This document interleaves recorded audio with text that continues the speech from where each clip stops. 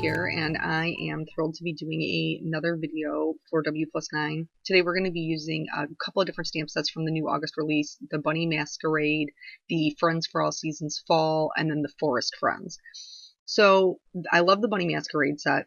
I really wanted to show, even though it is a Halloween set, like you can really use it all year long. And they're totally adorable, so there's no reason why you wouldn't want to do that. So basically I'm going to do a one layer card. Big shock, I know. So I have some masks that I cut out. I laid down the tree mask because when you're doing a one layer card, you have to stamp front to back. So the reason, like you saw, I kind of like cut out when I stamped the raccoon mask, it's because my big head was in the way, so my apologies.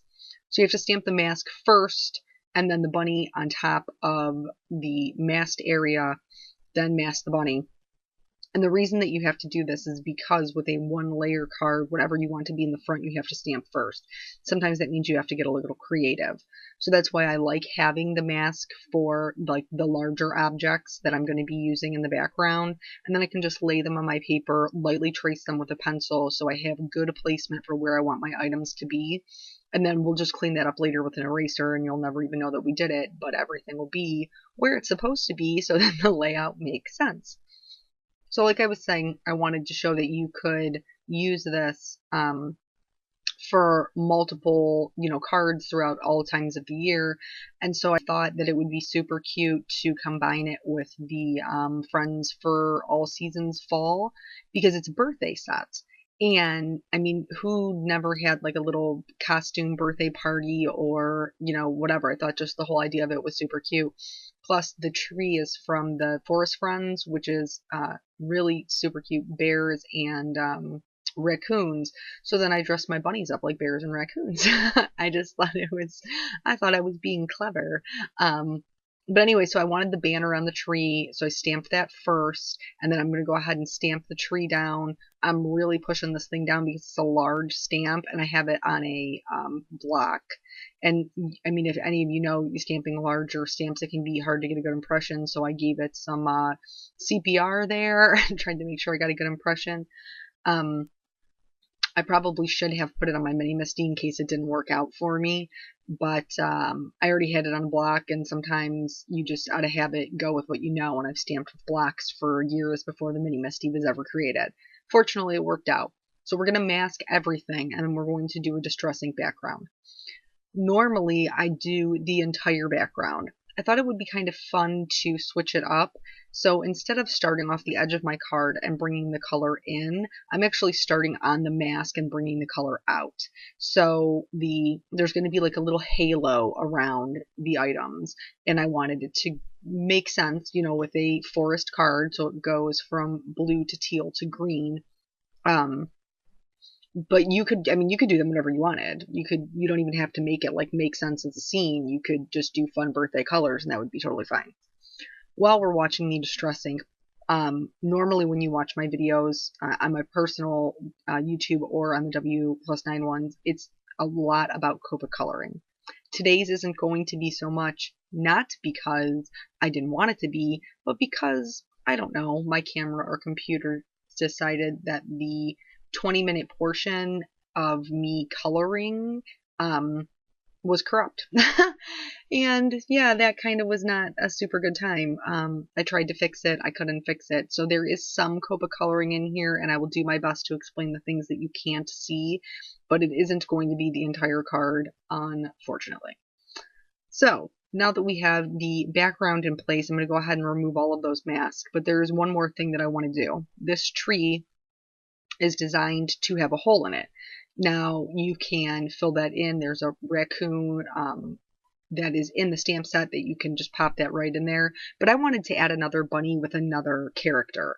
So I cut out the hole on a separate mask so that I could lay my bunny in there. I'm going to trace him same way that I did earlier with the raccoon mask, so that way I can stamp the bear mask. And I'm going to stamp this at a slight angle, kind of like he pushed it up over his face so he could see out from behind the mask.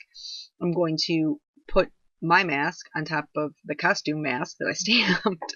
How many times do you think I said mask in this video? Let's not count because I'm sure it's frightening. So then I'm wiping off the bottom of his feet because the hole for the tree was just a little bit larger than the actual bunny stamp, and I didn't want him to be cut off. So I wiped off the bottom of the ink on the stamp, and then I'm going to go ahead, like I said before, wait till your ink is dry, and this dries relatively quickly, but just be sure. And then I'm going to erase those lines. I'm also going to go back in with a Copic Safe pen and just kind of fill in anything that might have been masked weird, especially those little banners up at the top. I didn't cut them completely because they were so tiny. I cut them as, I guess, as small as I felt comfortable, and then I just filled in the tree lines that I had masked off. So here is some of the Copic coloring. I wanted it to be a white bunny wearing a raccoon costume. This tail is originally intended for the fox mask. That's why it has just the little tip, but we're going to change that up to kind of suit our purposes. So the bunnies are going to be white. Anytime you're coloring a white object, you want to leave some white in the object. So I'm using some C's just to add the shadows. A C1, here's where I'm going to go ahead and change that tail into a raccoon tail just by adding some squiggle lines to create the stripes that raccoons traditionally have on their tails.